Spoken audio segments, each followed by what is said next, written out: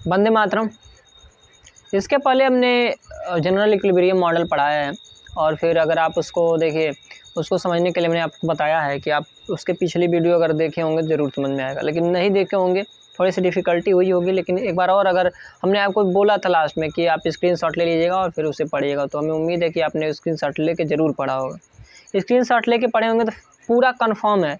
अब वीडियो भी देखिए, स्क्रीनशॉट लेके पढ़िए भी, गारंटी हमारी है कि समझ में आएगा, ज़रूर आएगा सर, कहाँ जाएगा नहीं समझ में आएगा।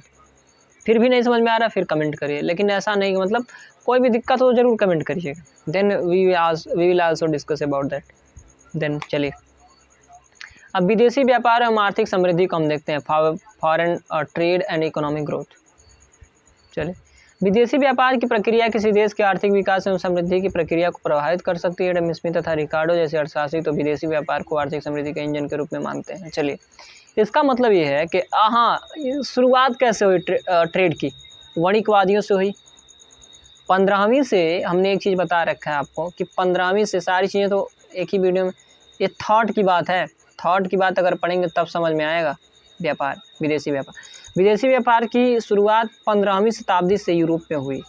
मतलब ट्रेंड चला, ट्रेंड की मतलब एक वणिकवाद विचारधारा, मर्केंटिलिज्म, व्यापारवाद या वणिकवाद।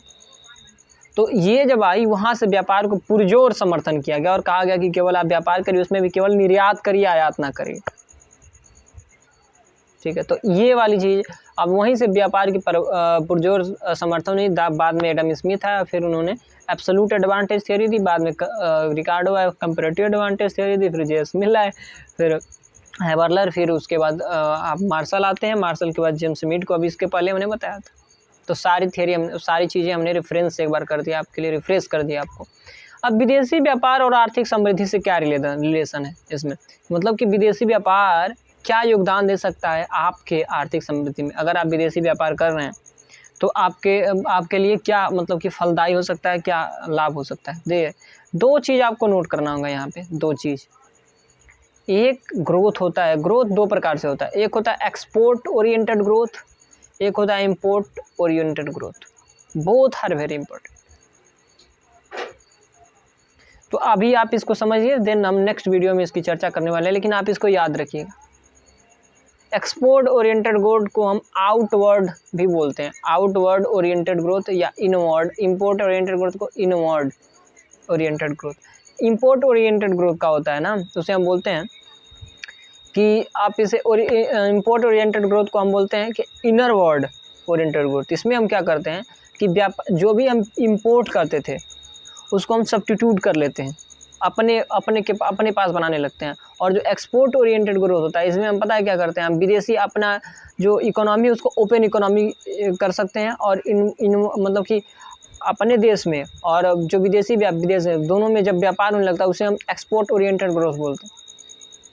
और जो इंपोर्ट ओरिएंटेड ग्रोथ है, इसका उससे संबंध नहीं। इसका मतलब ये है कि जो आप इंपोर्ट कर रहे हैं ना, उसका सब्स्टिट्यूट कर रहे हैं आप, मतलब कि आप उसको सब्स्टिट्यूट का इंपोर्ट करना बंद करके आप इसको सब्स्टिट्यूट करेंगे, अर्थात अपने वहाँ बनाएंगे।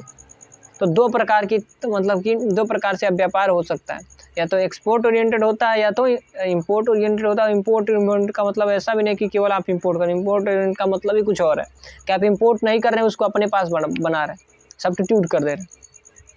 चलिए, तो दो प्रकार की होती है।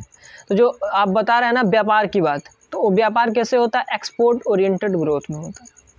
चलिए ठीक है, अब आगे, क्योंकि ये दोनों टर्म जानना जरूरी था, क्योंकि उसके बाद आगे आप समझेंगे इसको। ठीक है, चलिए, अब विदेशी व्यापार को आर्थिक समृद्धि के विकल्प में आप रख सकते हैं। क्यों रख सकते हैं? देखिए, अब मान लीजिए कि आपके पास एक पीपीसी है। पीपीसी क्या बताता है? आपके पास एक पीपीसी है, तो ये पीपीसी क्या बताता है? पीपीसी बताता है कि आपके पास जो भी उपलब्ध संसाधन है, आपके पास, आपके देश में जो भी उपलब्ध संसाधन है, उससे आप वस्तुओं को, या आपके पास साधन है तो उससे आप वस्तुओं को कितना बना सकते हैं, मतलब कितना संभावना है कि आप कितना बना सकते हैं। जैसे मान लीजिए आपके पास जितना, एग्जाम्पल दैट कि दी हुई परिस्थिति में आप अगर समझ सकते हैं कि मान लीजिए आप, एक देश है ए, दी गई परिस्थिति में उसके पास जितने साधन है, जितनी टेक्नोलॉजी है, उसके हिसाब से वो 50 यक्स की मात्रा बना सकता है, अर्थात 50 वस्तु बना सकता है। आप इतना समझ लीजिए। एक एजम्पशन है कि जो कोई भी वस्तु बनाएगा, चाहे एक्स बनाए या वाई बनाए, उसका क्या मिलेगा, दोनों की मात्रा से समान उपयोगिता मिलेगी। दोनों की मात्रा से क्या मिलेगी, समान। अगर एक वस्तु x है और एक वस्तु y है तो दोनों से क्या मिल रहा है, समान उपयोगिता मिल रही है। तो आप ये मात्रा के रूप में आप देख रहे हैं, किसके देख रहे हैं, मात्रा के हिसाब से। तो आप इसे जरूर देखिएगा, ठीक है। चलिए तो आगे देखते हैं। अब मान लीजिए कि ये पीपीसी है यहाँ पे, और आपके पास आयत है कि कोई देश है और वो इस पीपीसी पे बता रहा है कि 50 वस्तु बना सकते हैं, अर्थात जितने पीपीसी है उसके हिसाब से, अर्थात तो जितने साधन मौजूद है, जितनी तकनीक मौजूद है, उन सारे का यूज करके, पीपीसी का मतलब ही वही है, वो बताता है कि दी हुई साधन तथा दी हुई तकनीकी को स्थिर मानता है, मतलब कि दी हुई तकनीकों को स्थिर मानता है और कहता है इसमें आप कितना मैक्सिमम प्रोडक्शन कर सकते हैं, कितना मैक्सिमम प्रोडक्शन करते हैं, दी हुई साधनों के या दी हुई टेक्नोलॉजी के द्वारा कितना मैक्सिमम प्रोडक्शन करते हैं, दैट इज़ पीपीसी, ठीक है। प्रोडक्ट, इसी नाम ही प्रोडक्शन पॉसिबिलिटी कर्व, कितना पॉसिबिलिटी है अब उत्पादन करने का दी हुई साधन और तकनीक के द्वारा। ओके, चलिए हमारे देश से केवल 50x उत्पादन कर सकता है, लेकिन ध्यान से सुनिए बस। अब मान लीजिए 50, लेकिन इसका जो विदेशी व्यापार है उसका हम ऐसे दिखा रहे हैं। विदेशी व्यापार ऐसे है, जैसे T और T0, और इससे आप मान लीजिए ना विदेशी व्यापार, अब पहले हम ऐसे बता दे रहे हैं यहाँ पे T और T0। अब लेकिन आप जानते हैं ना विदेशी व्यापार में क्या होता है, विदेशी व्यापार में क्या होता है, मान लीजिए कि वहाँ पे यक्स सस्ता हो गया, वहाँ पे यक्स महंगा है और वाई सस्ता है। जैसे मान लीजिए विदेशी व्यापार क्या, वाई का उत्पादन कर रहा है और आप यक्स का, अर्थात आप यक्स का उत्पादन कर रहे हैं, अर्थात एग्जाम्पल दैट ए यक्स का उत्पादन कर रहा है और बी क्या कर रहा है, वाई का उत्पादन कर रहा है। तो ए के लिए अगर मान लीजिए यहाँ पे देखिए ए मान लीजिए 50 बना सकता है, यक्स की मात्रा को 50x बना सकता है, लेकिन मान लीजिए विदेशी व्यापार में क्या है, अर्थात बी देश में यक्स महंगा है और वाई बहुत सस्ता है। तो अब पता है क्या करेंगे, आप विदेशी व्यापार के फलस्वरूप यक्स को बेच देंगे, और यक्स बेच देंगे तो वहाँ पे क्या है, महंगा है वो यक्स और वाई सस्ता है। तो वाई चूँकि अपने देश से सस्ता है और यक्स अपने देश से महंगा है, तो वाई को आप क्या कर, यक्स को बेच देंगे, पैसा अब कुछ मिलेगा विदेशी, और चूँकि वो हमसे भी सस्ता वाई को बना रहा है, दैट्स वाई आप वाई को खरीद लेंगे।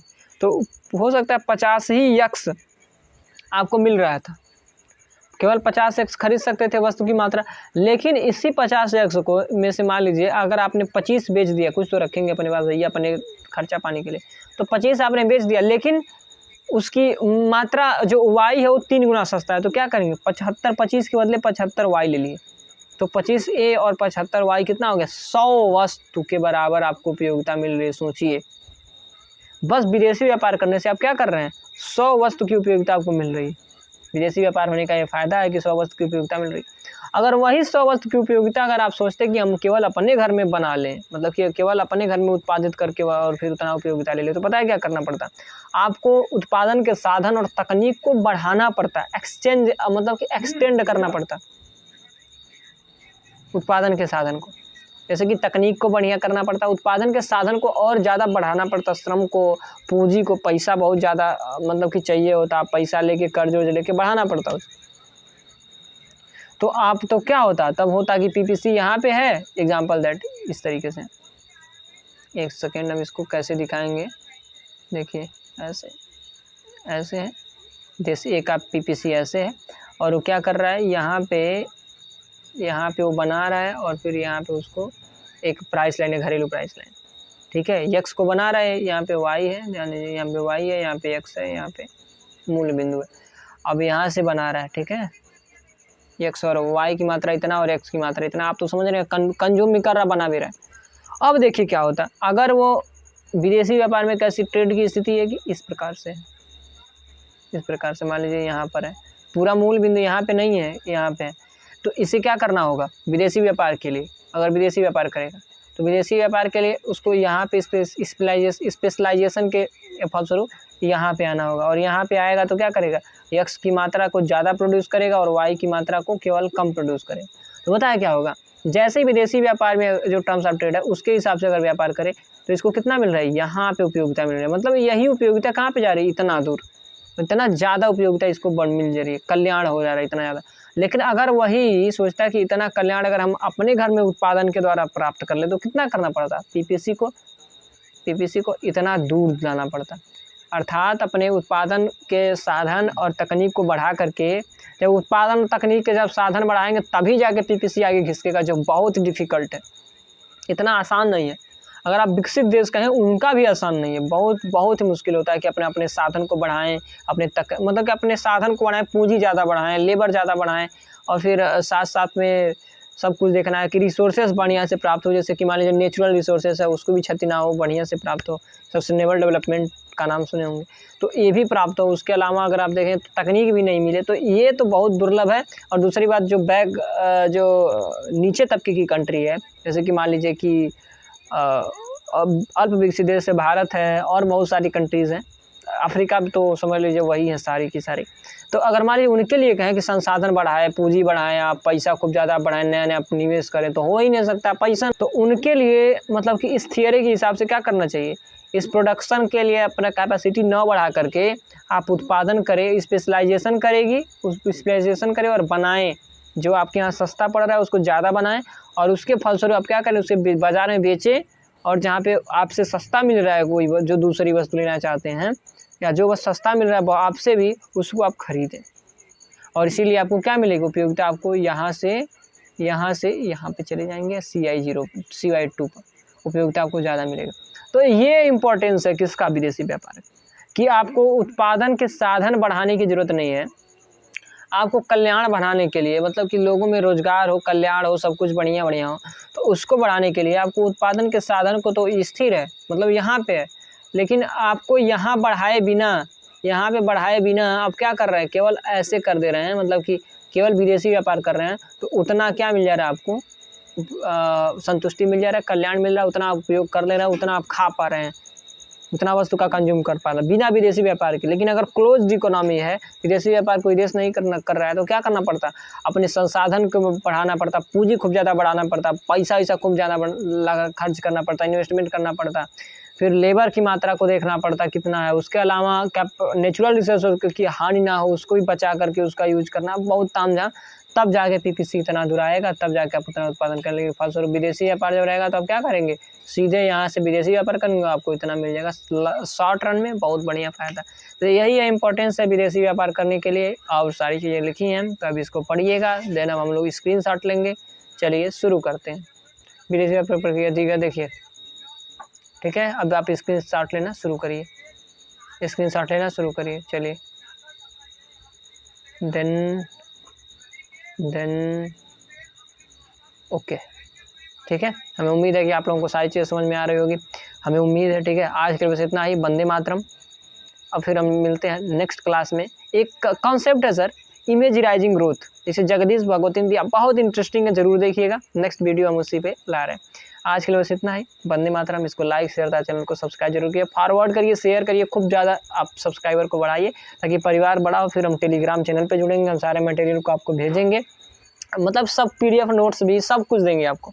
लेकिन अभी जब बढ़े तब, वैसे कहाँ से, मतलब कि वैसे ज़्यादा टाइम बर्बाद करना भी ठीक नहीं, क्योंकि हम अभी अपना भी काम कर रहे हैं ना, तो फिर उसको भी देखना ज़रूरी है। और हम अगर मान लीजिए अगर आप चाहें कि हम फुल टाइम आपको दें, मतलब कि और बढ़िया से करें, डेडिकेशन से करें, तो इसके लिए ज़रूरी है कि सब्सक्राइबर बढ़ें। जब ये लोग बढ़ेंगे तो हमारे लिए काम होगा, जब इनकम जनरेट होगा तो फिर हम आपके लिए पूरा मतलब सब कुछ छोड़ के इसी के लिए आप करेंगे, ठीक है। और बहुत सारी चीज़ें लाने वाले हैं, हिस्ट्री भी लाते हैं, हिस्ट्री पॉलिटिक्स सब कुछ लाते हैं, लेकिन अभी ये हो जाए तब, ठीक है। उसके बाद आप जो का सब्जेक्ट कहें फिर नेक्स्ट सब्जेक्ट पर भी ध्यान देते हैं, हिस्ट्री हो, पॉलिटिक्स हो, और उसके अलावा अगर आप बात करें इकोनॉमी, इकोनॉमी तो चल ही रहा है, तो जितना भी जियोग्राफी सब पे हम बना देंगे। लेकिन चूँकि सपोर्ट होना चाहिए ना, वैसे तो होगा नहीं। अगर आप किसी और चीज़ की तैयारी कर रहे हैं तो फिर भी आपको ज़रूरी है। और फिर उसके अलावा इंडियन इकोनॉमी, देखिए इंडियन इकोनॉमी पे तो सारी वीडियो ही है, अगर आप देखेंगे तो नीचे है इंडियन इकोनॉमी पे वीडियो। अभी हमने बहुत कम, मतलब कि अभी कुछ चीज़ें बची हैं, लेकिन हम इस पर डालते जा रहे हैं क्योंकि उसकी इंपॉर्टेंस नहीं दिख रही है, अभी लोग उसकी मांग नहीं कर रहे हैं, तो इसलिए अभी थोड़ा सा उस पर रुके हैं। लेकिन वैसे बहुत सारी पावर्टी पे वीडियो है आपकी, और बहुत सारे 5 ईयर प्लान पे वीडियो है, आप ज़रूर देखिएगा, ठीक है। कमेंट में आएगा तो फिर से हम बनाएंगे, और बढ़िया डेडिकेशन से एक प्लेलिस्ट बना के और बढ़िया डाल देंगे, ठीक है। लेकिन ये सब आपके ऊपर है, जैसे ही आपकी डिमांड होगी वैसी पूर्ति होगी। आज के लिए बस इतना ही, वंदे मातरम।